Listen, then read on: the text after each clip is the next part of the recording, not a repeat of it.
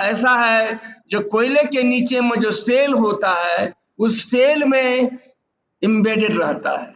Means one gas is embedded in cell layer is just below the coal layer and that is known as a shale gas, and one gas is embedded in the coal layer, that is CBM gas.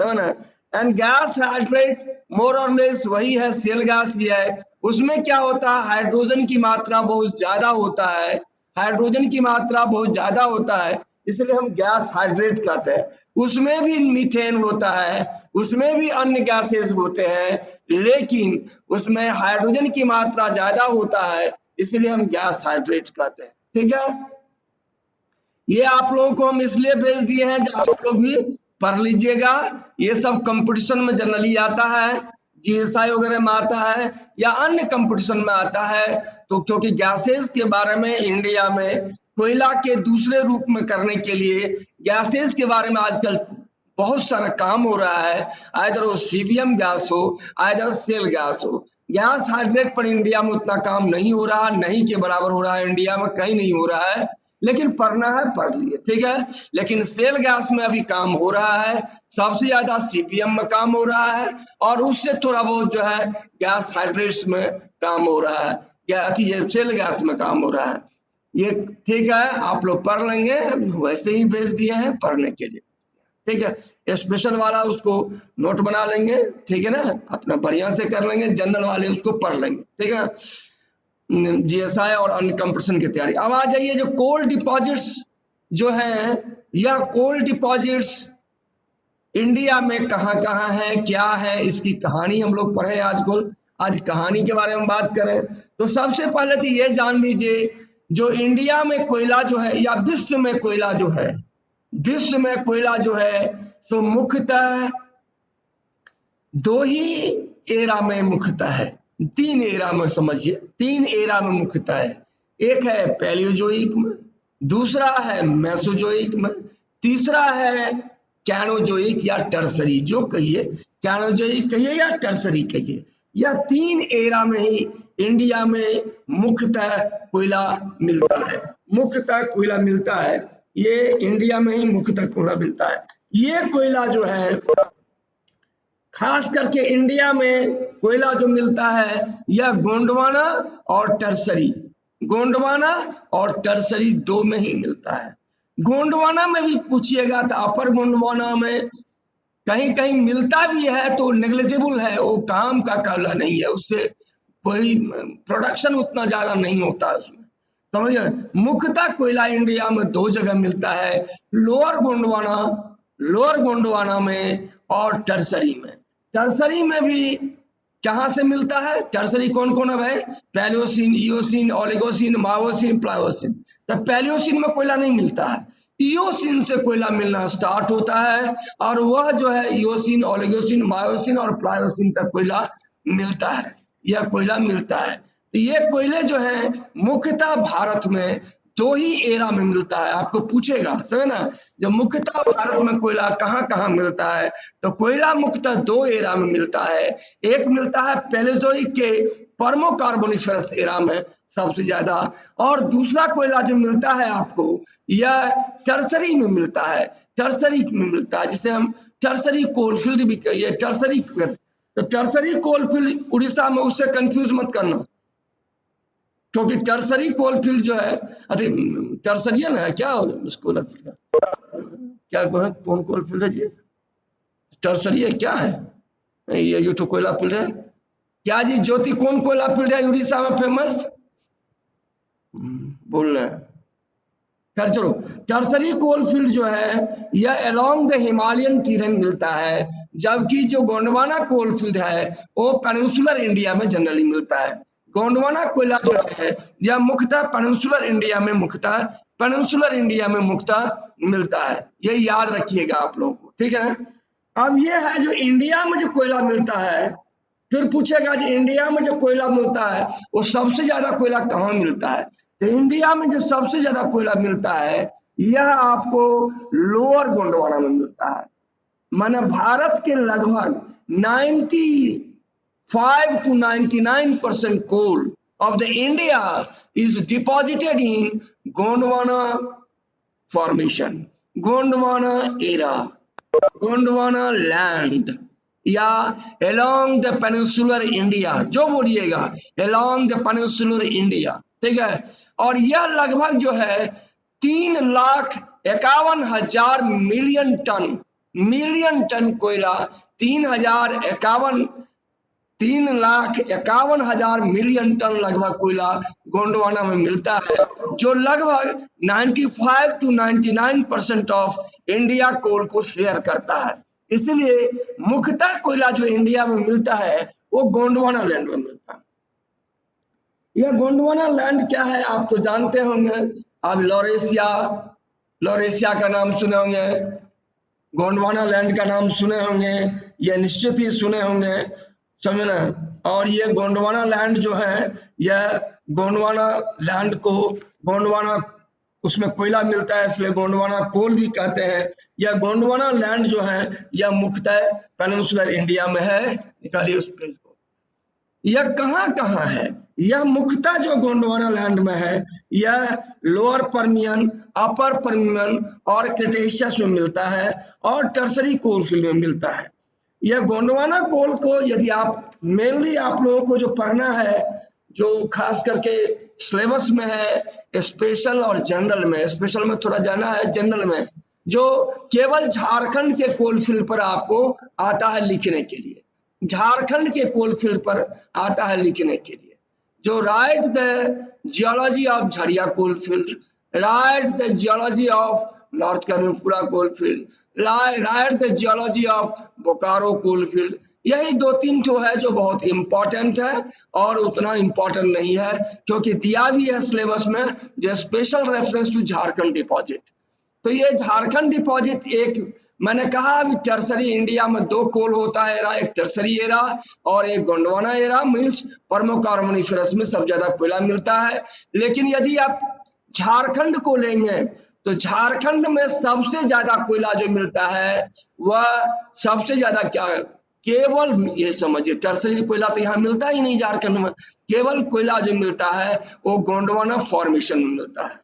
और Gondwana formation में भी जो कोयला मिलता है यह lower Gondwana में मिलता है, और लोअर गोंडवाना में भी जो कोयला मिलता है यह 3 पीरियड्स में मेनली मिलता है। कौन कौन में भाई आपको मालूम होना चाहिए। जो तालचीर में तो कोयला मिलेगा नहीं, क्योंकि तालचीर जो था, तालचीर जो ये नहीं, तालचीर जो कोयला था ये नहीं था, तालचीर ये नहीं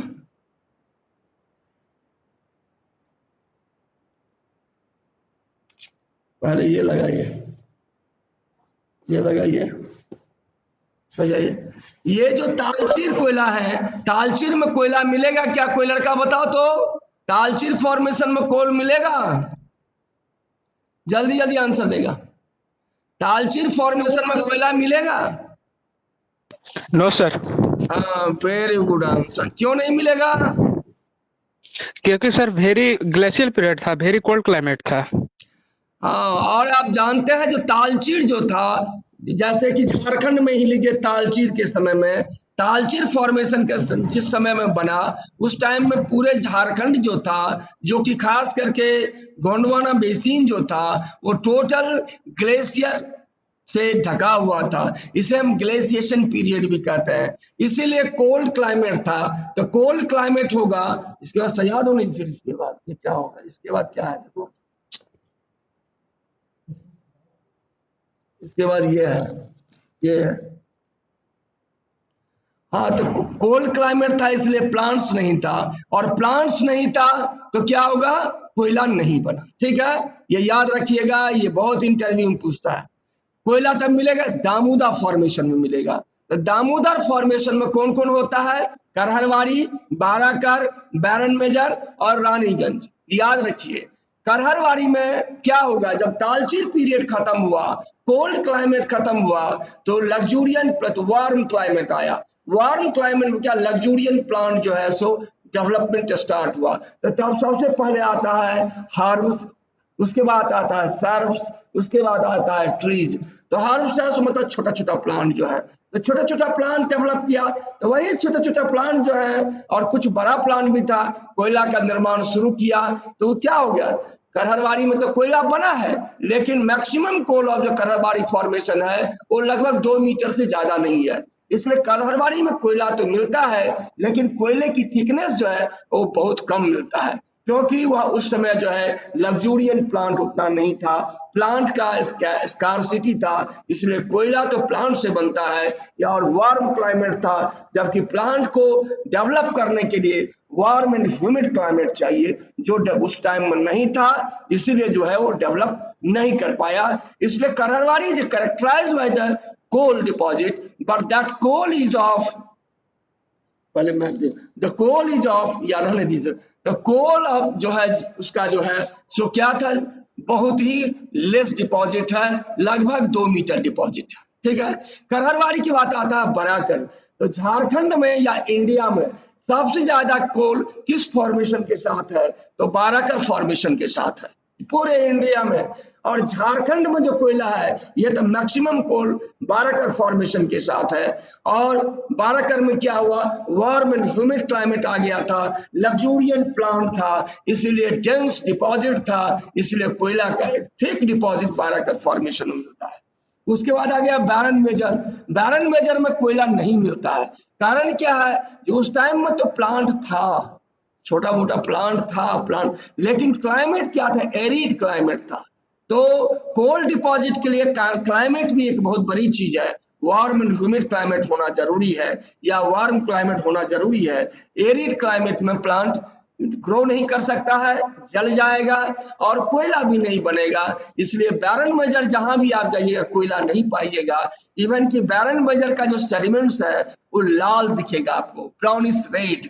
तो ब्राउनिश रेड का मतलब ये होता है, जब भी आप बाराकर फॉर्मेशन के ऊपर जाइएगा तो ब्राउनिश रेड एक सैंडस्टोन दिखाई देगा, that is the barren measure sandstone and that is devoid of coal, there is no coal present in this formation. समझ ना, वहां कोयला नहीं मिलेगा। अगेन जब रानीगंज में हम लोग आते हैं, क्या हुआ, करहरबाड़ी, बाराकर, बैरन मेजर, रानीगंज, तो रानीगंज में भी डेंस फॉरेस्ट हो गया। रानीगंज का क्लाइमेट उस समय में जो था वो लगभग बाराकर फॉर्मेशन का जैसा ही था, वार्म एंड ह्यूमिड क्लाइमेट था, इसलिए रानीगंज समय में भी क्या होगा, डेंसली पॉपुलेटेड प्लांट डेवलप किया और खूब प्लांट था, इसलिए कोयला भी खूब ठीक हुआ। लेकिन सबसे ज्यादा कोयला बाराकर फॉर्मेशन में मिलता है, उसके बाद रानीगंज फॉर्मेशन मिलता है, और सबसे कम कोयला जो है करहरबाड़ी फॉर्मेशन में मिलता है। ठीक है, उसको उठा के ले और नहीं तो ये लगाने वाले, ठीक है, ये कोयला मिलता है। इस तरह से जो हम देखते हैं तो कोयला जो है सबसे ज्यादा बाराकर फॉर्मेशन में मिलता है। अब बाराकर फॉर्मेशन में कोयला में ठीक है, ये झारखंड में कहाँ कोयला मिलता है, तो झारखंड में कोयला मिलता है along the Damodar valley basin, along the Damodar valley basin. अब ये दामोदर वैली बेसिन क्या है, दामोदर वैली बेसिन क्या है, जितना भी कोल फील्ड्स है वो दामोदर नदी के किनारे मिलता है, इसीलिए इसको बोलते हैं Damodar valley coal field, Damodar basin coal field. ये मतलब नहीं है जो दामोदर नदी में कोयला बना है, क्योंकि कोयला जो है आज से 250 मिलियन ईयर्स पहले बना हुआ है। नदी तो रिसेंट डेवलप किया है, रिसेंट नदी कोई 250 मिलियन ईयर्स नहीं है, कोयला बनने के बाद नदी डेवलप किया, कोयला बनने के बाद फॉल्ट डेवलप किया और अलोंग द फॉल्ट जो है सो नदी बहना शुरू हो गया। इसलिए यह नदी जो है यह कोयला बनने के बाद है, कोयला बनने के बाद, देखो लाइन आ रहा है इसमें देख लो, कोयला बनने के बाद हुआ है, ठीक ना। इसलिए झारखंड का जितना भी कोल फील्ड्स है वो दामोदर नदी के अलोंग है, इसलिए इसको हम बोलते हैं दामोदर वैली कोल फील्ड। तो Damodar valley coal field Jharkhand में 3 बेसिन है, छोटे छोटे बेसिन। एक है Koel valley basin, Koel valley basin हो गया पलामू एरिया में, यह 3 ठो कोल फील्ड उसमें फेमस है। डाल्टनगंज कोल फील्ड, दूसरा कोल फील्ड है हुटार कोल फील्ड, तीसरा है औरंगा कोल फील्ड। तो झारखंड में 3 कोल फील्ड है कोयल वैली के किनारे, कोयल वैली के किनारे, इसलिए उसको बोलते हैं कोयल वैली बेसिन। यह है डाल्टनगंज, हुटार और औरंगा। और जितना कोल फील्ड्स है या दामोदर वैली के नदी के किनारे है, और ये दामोदर वैली नदी के किनारे में जो कोल है, तो सबसे यदि आप पश्चिम की तरफ चले जाएंगे तो वहां मिलेगा नॉर्थ कर्णपुरा। उसके बाद आगे बढ़ेंगे तो क्या मिलेगा? साउथ कर्णपुरा। उसके बाद क्या मिलेगा? Bokaro coal field. Bokaro coal field भी दो भाग में है, जो ईस्ट के साथ है ईस्टर्न बोकारो कोल फील्ड, जो वेस्ट साइड में है वेस्टर्न बोकारो कोल फील्ड। उसके बाद इसी कोल फील्ड के नॉर्दर्न साइड में, बोकारो कोल फील्ड के ही नॉर्दर्न साइड में एक गिरिडीह कोल फील्ड भी है, गिरिडीह कोल फील्ड भी है। और जब और आगे बढ़ेंगे तो रामगढ़ कोल फील्ड या राजरप्पा कोल फील्ड है, और उससे भी आगे बढ़ेंगे तो झरिया कोल फील्ड है। क्या है? झरिया कोल फील्ड है। और थोड़ा बहुत रानीगंज कोल फील्ड भी है, थोड़ा बहुत। रानीगंज कोल फील्ड का मैक्सिमम कोल फील्ड जो है वह वेस्ट बंगाल में है, लेकिन थोड़ा सा पोर्शन जो है सो झारखंड में भी पड़ता है, थोड़ा सा पोर्शन, इसलिए हम लोग उतना उसको वैल्यू नहीं देते हैं, लेकिन झरिया को ही अंतिम मानते हैं। लेकिन रानीगंज कोलफील्ड का भी थोड़ा अंश झारखंड में मिलता है, ठीक है। और एक कोलफील्ड और है, जो कोलफील्ड को हम बोलते हैं देवघर कोलफील्ड। ये जितना भी कोलफील्ड आप बताए हैं, चाहे कोयल वैली कोलफील्ड या दामोदर वैली कोलफील्ड, इसका जो अलाइनमेंट किधर से है? वेस्ट से ईस्ट की तरफ है। माने इसका पानी जो है वेस्ट से ईस्ट की तरफ बढ़ता है, क्योंकि टिपिंग जो है तो वेस्ट से ईस्ट की तरफ है। तो अलाइनमेंट इसका जो है वो वेस्ट से ईस्ट की तरफ है, वेस्ट के ईस्ट की तरफ है। लेकिन एक कोलफील्ड झारखंड में एक ऐसा है जो कि नॉर्थ से साउथ है, नॉर्थ से साउथ है, और वह कोलफील्ड है राजमहल कोलफील्ड या देवघर कोलफील्ड या ललमटिया कोलफील्ड, जो कहिए सब उसी में है। तो ललमटिया रखिए या राजमहल कोलफील्ड रखिए या देवघर कोलफील्ड है, ये जितने कोलफील्ड है इसका जो अलाइनमेंट है वो नॉर्थ से लेके साउथ है। तो पूछता है जेपीएससी में कई एक बार ऑब्जेक्टिव में आया है, झारखंड का कौन सा कोलफील्ड है जिसका अलाइनमेंट नॉर्थ से साउथ है? तो झारखंड का ये कोई भी पूछ देगा, अगर ललमटिया कोलफील्ड पूछ दे, या आपको राजमहल कोलफील्ड पूछ दे, या आपको ये क्या कहते हैं देवघर कोलफील्ड पूछ दे, जो भी कोलफील्ड उधर का पूछ देगा, all are aligned along the north to south, north to south. और दामोदर वैली कोलफील्ड है या कोयल वैली कोलफील्ड जो है वो वेस्ट से ईस्ट है, पहले ये जान जाइए। अब आ जाइए झरिया कोलफील्ड, सबसे इंपॉर्टेंट झरिया कोलफील्ड है। झरिया कोलफील्ड में यदि इस कोलफील्ड को अभी मैप मैंने रख दिया है आपके सामने, इस कोलफील्ड में देखिएगा तो इस कोलफील्ड में, पूरे कोलफील्ड में ये आर्कियन रॉक्स, आर्कियन रॉक्स, ये कोलफील्ड के चारों तरफ देखिए जो प्लस का निशान है, ये देखिए ये टोटल आर्कियन है। झरिया कोलफील्ड चारों तरफ से जो सराउंडेड है वह आर्कियन फॉर्मेशन से है, आर्कियन फॉर्मेशन से है। और आर्कियन फॉर्मेशन में क्या क्या है भाई? ग्रेनाइट्स, आप जानते हैं ये किसी भी गोंडवाना को हम बता चुके हैं एक बार, जो गोंडवाना कोलफील्ड का बेस जो है वो क्या है? आर्कियन है, जबकि होना क्या चाहिए था? Pre Cambrian.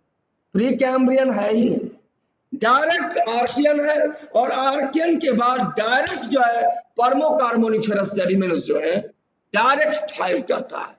मींस बीच में न प्री कैम्ब्रियन है, न कैम्ब्रियन है, न ऑर्डोविशियन है, न सिल्यूरियन है, न डिवोनियन है, सीधा कार्बोनिफेरस एंड पर्मियन है, तो ना, इसलिए बहुत बड़ा अनकन्फर्मिटी है। आर्कियन के बाद बहुत बड़ा अनकन्फर्मिटी है, और उसके बाद direct permo carboniferous means direct Gondwana formation file किए हुए, इसलिए यह चारों तरफ झरिया कोलफील्ड जो है वह Archean formation, that is granite, granite gneiss और क्वार्जाइट से घिरा हुआ है, ठीक है। या उसके जैसे कहिए झरिया कोलफील्ड के बेस में जो है सो आर्कियन है, जिस आर्कियन में मुख्यतः ग्रेनाइट, ग्रेनाइट नीस और क्वार्जाइट रॉक, क्लियर है। उसके बाद तालचीर फॉर्मेशन है। क्या भाई? तालचीर फॉर्मेशन। ये देखिए, ये तालचीर फॉर्मेशन है, ये जितना है ये तालचीर फॉर्मेशन। ये डॉट डॉट प्लस चारों तरफ जो डॉट देखते हैं ये आर्कियन है। आर्कियन के ऊपर क्या है भाई? ये टोटल तालचीर है। तालचीर जो होता है, तालचीर को पहचानिएगा कैसे? तालचीर को पहचानने के लिए तो कुछ पहचानना पड़ेगा ना भाई। तालचीर को पहचानिएगा कैसे? तो तालचीर को याद रखिए, आप लोग जियोलॉजिस्ट हैं, कल को बहुत बड़े बड़े जियोलॉजिस्ट बनिएगा। तालचीर को पहचानने के लिए सबसे अच्छा तरीका है, जो ग्रीन सेल नजर आएगा उसका कलर जो होता है वो ग्रीन सेडिमेंट्स या ग्रीन सेल्स जो होंगे या सैंडस्टोन जो तालचीर के होंगे वो ग्रीन कलर होते हैं। कहिएगा सर ग्रीन कलर क्यों होता है सर? ये तो बड़ा गड़बड़ बात है। तो ये क्या था, उस टाइम में जो सेडिमेंट्स डिपॉजिट हुआ, ग्लेशियर जब गल गया तो ग्लेशियर के गलने से ही सेडिमेंट्स डिपॉजिट हुआ। तो ग्लेशियर जो गला तो उस टाइम ग्लेशियर के नीचे जो सेडिमेंट्स डिपॉजिट हुआ वो अनवेदर्ड फेल्सपार उसमें ज्यादा है। अनवेदर्ड फेल्सपार, खास करके माइक्रोक्लीन बहुत ज्यादा है उसमें। अनवेदर्ड फेल्सपार माइक्रोक्लीन के कारण ये जो तालचीर सेल है, तालचीर सैंडस्टोन है, वो ग्रीन कलर देता है, वो ग्रीन कलर देता है, ठीक है, वो ग्रीन कलर देता है, ठीक है। तो आर्कियन के बाद क्या है भाई?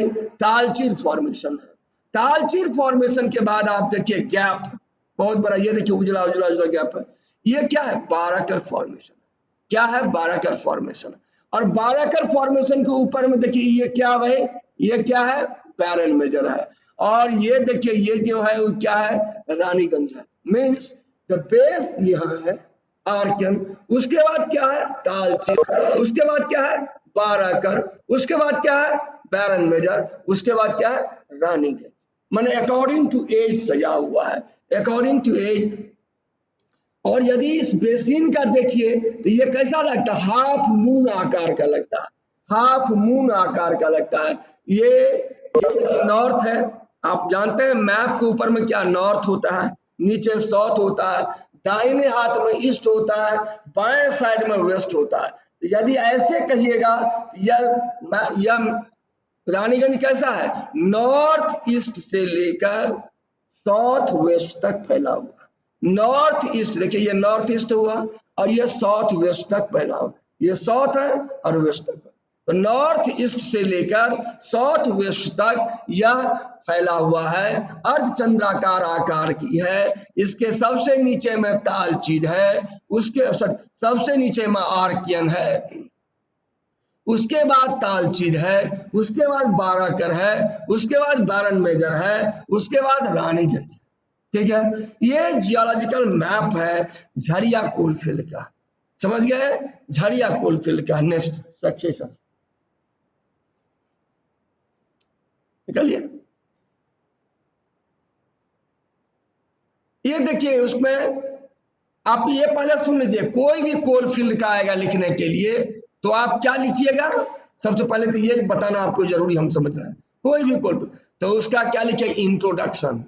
झरिया कोलफील्ड कहाँ है, झरिया नाम क्यों पड़ा, झरिया कोलफील्ड मन रांची से कितना किलोमीटर है, कलकत्ता से कितना मीटर है, एनएच से कितना दूर है, कैसे वहां पहुंचेंगे, ये सब इंट्रोडक्शन में आ जाएगा। ठीक है, उसके बाद लिखेंगे geology of the Jharia coalfield. तो जियोलॉजी मैंने बता दिया आपको, उस जियोलॉजी को डिस्क्राइब किया। और जियोलॉजिकल सक्सेशन भी बता रहे हैं, ये भी तो जियोलॉजिकल मैप दीजिएगा और जियोलॉजी डिस्क्राइब कीजिएगा। फिर उसके बाद क्या दीजिएगा? जियोलॉजिकल सक्सेशन दीजिएगा। उसके बाद क्या दीजिएगा? स्ट्रक्चर दीजिएगा। उसके बाद क्या दीजिएगा? कौन कौन कोयला सीम वहां डेवलप्ड है, कौन कौन कोयला सीम वहां डेवलप्ड है, ये दीजिएगा। और उसके बाद दीजिएगा जो प्रेजेंट पोजीशन क्या है नहीं है, कौन तरह का कोयला है। तो सबसे पहले तो आप झरिया क्या है भाई? झरिया यहाँ से लगभग कितना है?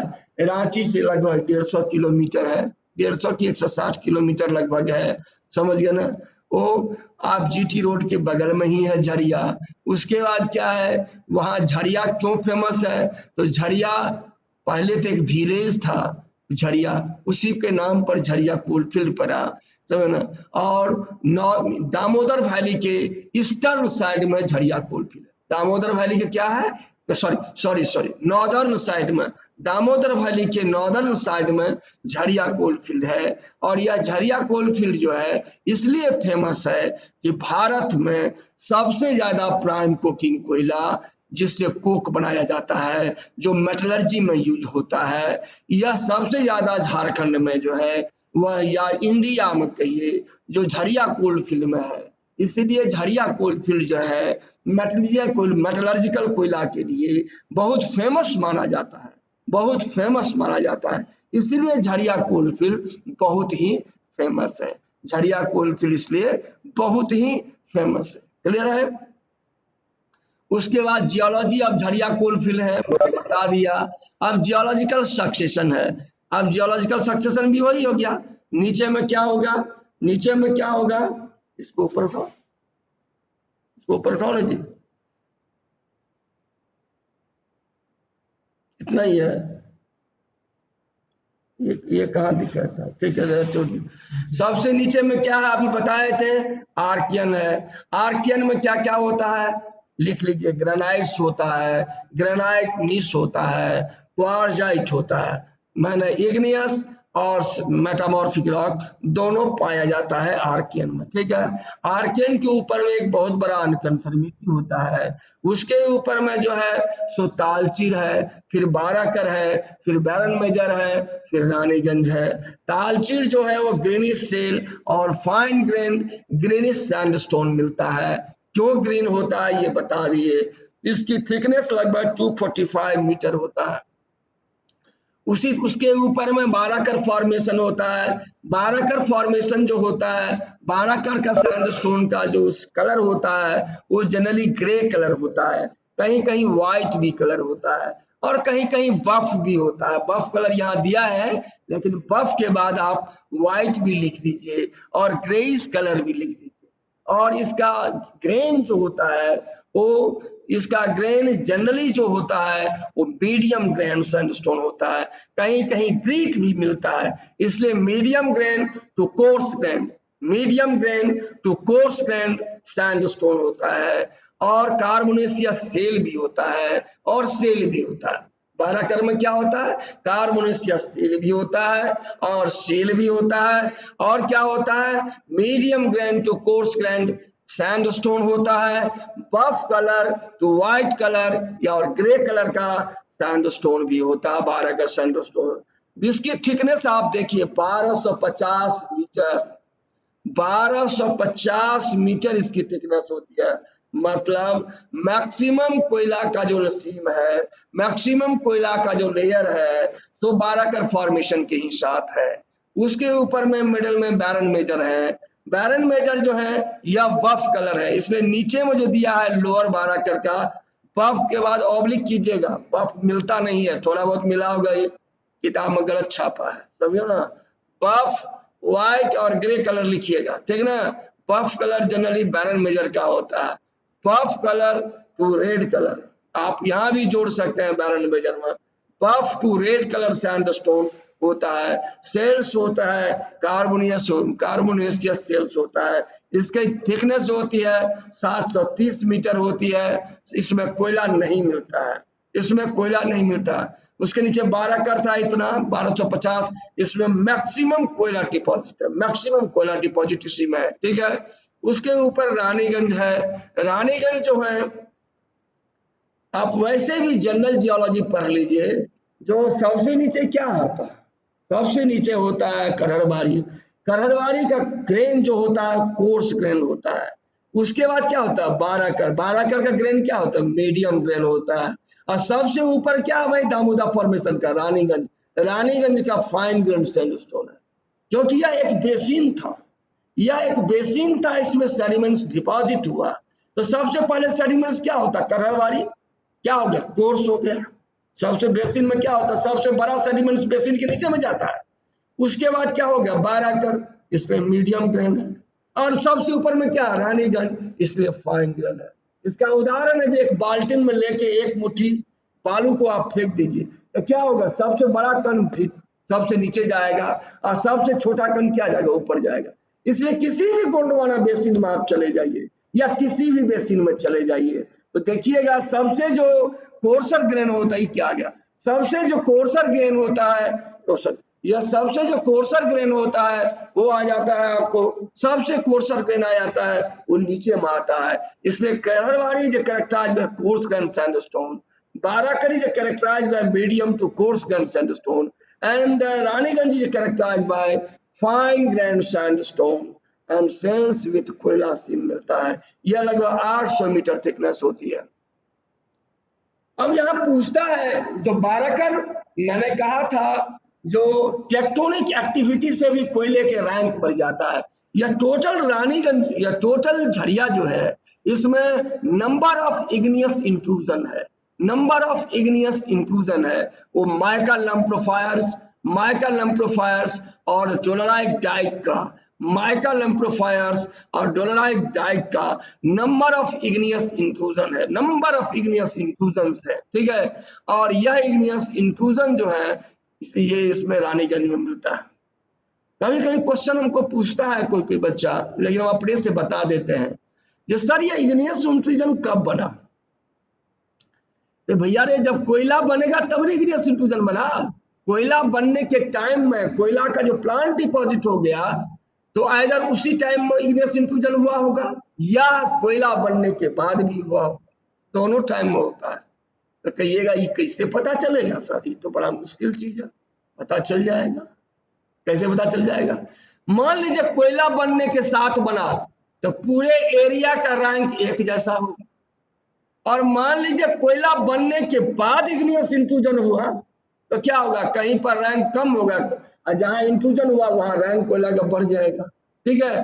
तो यह इग्नियस इंट्रूजन पता लग जाता है जो यह कोयला बनने के टाइम में इग्नियस इंट्रूजन हुआ या कोयला बनने के बाद इग्नियस इंट्रूजन हुआ, ये पता चल जाता है लोगों को, ठीक है। जब आप फिर तो झरिया में नंबर ऑफ जो है सो माइका लम्प्रोफायर्स और डोलराइट का डाइक है और सील है, इसीलिए कोयले का झरिया में रैंक बहुत ज्यादा है, क्योंकि बहुत ज्यादा इग्नियस इंट्रूजन है तो रैंक को बहुत बढ़ा दिया है। और जो वह जितना भी रैंक है यह टोटल जो है सो कोकिंग कोयला का है। नेक्स्ट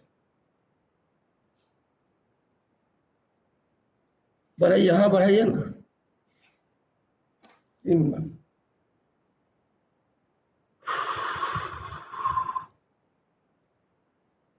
आप ही जाते हैं ना।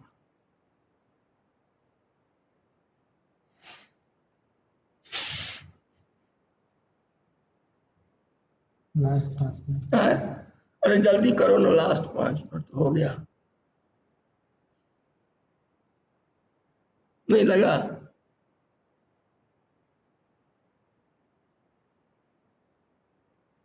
इससे पहले वाला पेज, इससे पहले वाला पेज,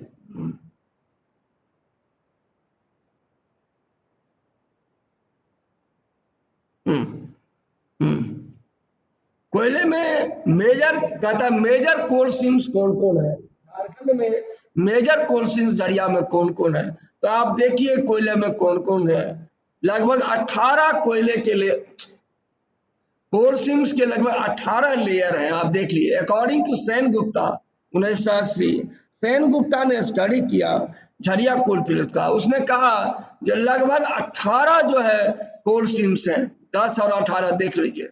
और एक एक में कोल सीम्स में जैसे कि आप देखिए 16वां कोल सीम में देखिए 16वां ई, 16वां डी, 16वां सी, 16वां बी, 16वां ए, मैंने एक कोयला सीम को भी 5 डिवीजन में किया हुआ है। क्यों भाई, ऐसा क्यों है, आप लोग जियोलॉजिस्ट है, कभी करवाइए नहीं। क्या होता है ना, एक कोयला सीम यहाँ है और एक कोयला सीम यहाँ है, तो बीच बीच में कभी कभी सेल का पार्टिंग आ जाता है, सेल का पतला सा लेयर आ जाता है, इसीलिए पार्टिंग के आधार पर कोयले के जो एक सीम है उसको भी डिफरेंट डिवीजन किया जाता है, ठीक है। जैसे आप देखिए 16वां ई, 16वां डी, 16वां सी, 16वां बी, 16वां, आप देखिए 18 टोटल झारखंड झरिया में कितना है, 18 कोल सीम्स है, 18 से ज्यादा है क्योंकि हर कोल सीम्स पर डिवीजन बहुत ज्यादा है। 18वां कोल सीम्स है, उसमें देखिए डिवीजन है लगभग इसमें 40 तो कोल सीम्स है, समझ ना, लेकिन वैसे ही 18 दिखाया है और हर कोल सीम्स में 4 तो 5 तो डिवीजन है हर कोल सीम्स में। अब यहाँ देखिए 18वां सबसे top seam 18 coal seams, 18G, 18F, 18E, 18D, 18C, 18B, 18A, 18 top, 18 bottom. मैंने एक कोल सीम कितना है 9 डिवीजन में बटा हुआ है, समझ, लगभग टोटल डिवीजन को मिला के देखें तो लगभग 40 कोल सीम्स इसमें, ठीक है, 40, आगे बढ़िए, 40 कोल सीम्स है। वैसे ऑन रिकॉर्ड जो है वो 18 कोल सीम्स में है, और लेकिन सभी कोल सीम्स में डिवीजन पाए जाते हैं, सब डिवीजन पाए जाते हैं। इसके बाद बोला हाँ यही है, वही का है, वही कोल सीम्स का ये है, वही कोल सीम्स का डिवीजन है, वही कोल सीम का डिवीजन है। अब नीचे में फिर सेन गुप्ता ने कहा जो जनरलाइज, एक generalise detail coal seam, detail stratigraphic sequence of the coal seam, वो तो आपको जियोलॉजिकल सक्सेशन बताए, अब कहता है डिटेल या जनरलाइज स्ट्रैटिग्राफिक कोल सीम सीक्वेंस।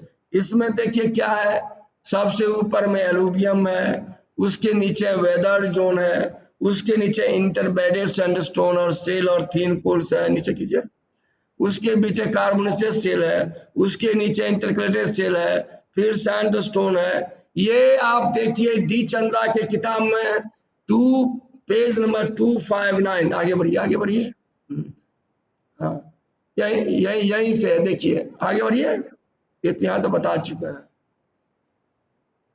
बढ़िए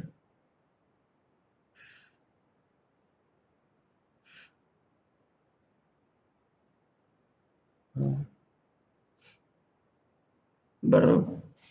तो ये डी चंद्रा के किताब निकाल लेना, और जो हाँ ये देखिए उसके बाद कोल सीम्स डिटेल कहाँ है ये देख लीजिए, सेलिकोल एंड कोल है, सैंडस्टोन विद सेल है, सेलिकोल एंड कोल सीम है, सैंडस्टोन एंड सेल है, कार्बोनेसियस सेल एंड सेली है, ये सब आज कितने कोल सीम्स हैं और कोल सीम्स में कैसे डिवीजन है, उस बीच में पार्टिंग आया के, तो डिटेल कोल सीम्स का ये डी चंद्रा में दिया हुआ है, पढ़ लीजिएगा। आगे फिर बढ़ाइए, यहाँ भी वही चीज है, सिमिलर उसी के साथ बढ़ते बढ़ते यहाँ आया है। अभी एक और है जो इस किताब में नहीं दिया है, लेकिन लिख दीजिएगा, आपको ब्लास्ट बता देते हैं। आजकल झरिया इसलिए भी इम्पोर्टेंट हो गया है, कोयला तो है ये है, और झरिया के मोनिटी में जो है सो सीबीएम भी निकाला जाता है, तो सीबीएम भी आजकल